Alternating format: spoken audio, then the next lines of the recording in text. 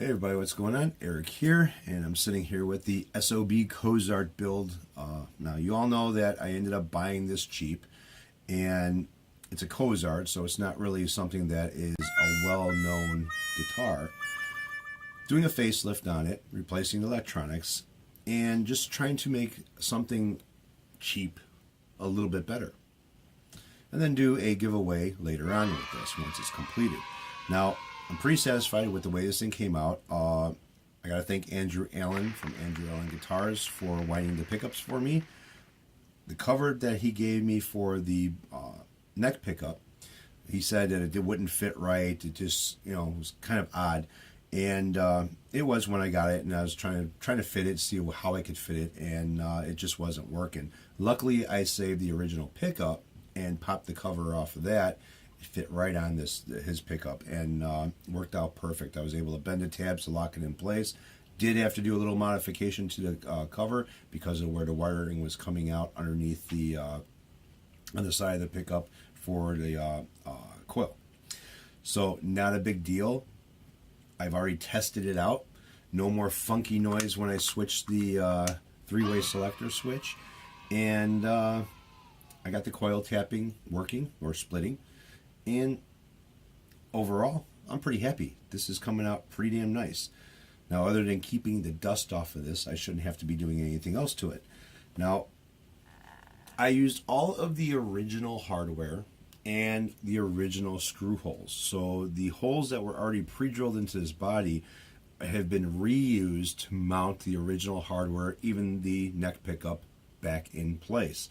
The only thing I didn't notice when I tore this thing apart the first time is there's a very small gap right under the bridge where the cutout is for the pickup, the tab that's on the bottom of the pickup plate, mounting plate.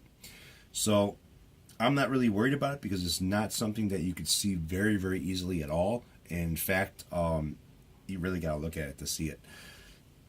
So I don't care about that. That's not a big deal. But everything has been mounted back in the stock location that was already pre-drilled. So it wasn't really like, it was just a puzzle piece putting it back together. That's all. Not a no-brainer or anything else. The finish came out really, really nice. I have to say, just by, moving it around, the glaze coating is not a bad choice to use for a guitar top.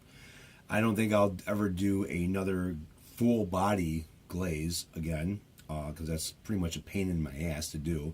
But just to cover a top of a guitar, pretty good. It's pretty durable. I mean, it's hard as a rock. Unless you really scratch it with something like sharp, it's pretty durable. And the only bad thing about it is it does give the top a little bit of a thicker coating than what the original was on here. But the amount of lacquer that I sanded off of this thing, I'm kind of wondering if it's about the same thickness as it was before. But they did put a lot of lacquer on this. And I did notice a small crack in the neck pocket right there, very small. It's in the clear, not the wood. So you'd be able to see it on the other side if it was. But I'm not concerned about that, and that's something that they did from whatever factory that this was built from. If it was built from a factory, I'm not too sure who or what Cozart is. Now the back of it, I did do just a matte finish look to it. I think it's a lot better than what it was because of how wavy the back was when I started sanding it, and yeah, I couldn't believe how wavy it was. They put a lot of lacquer on this thing, and they really didn't care about what it looked like as long as it had a gloss to it.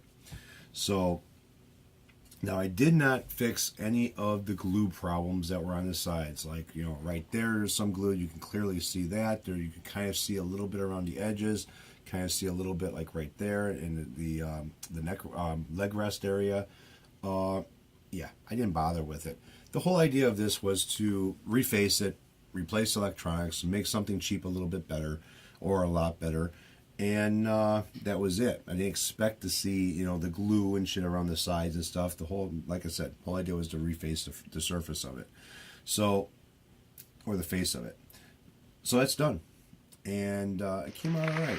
Now, again, thank you, Andrew. I really appreciate the work you put into these pickups, and I can't wait to hear what they sound like. I also can't wait to hear somebody else playing this who can actually play guitar. Now, I don't play guitar very well, and I don't really care. You know, I have fun doing it, and I think that's all that counts, right? You know, I'm not trying to make it into a career or anything else, just to have fun. That's all. Now, you guys haven't seen the Gibson Les Paul because I ended up sending it back, and I did all that work, replaced the tuners, fixed their fuck up in the nut by replacing it, and come to find out that there was a small crack over by the output jack that I never noticed, and till after I got all the work done. You know, go figure, right? So I ended up sending that back. I took my tuners off of it and got a hold of them.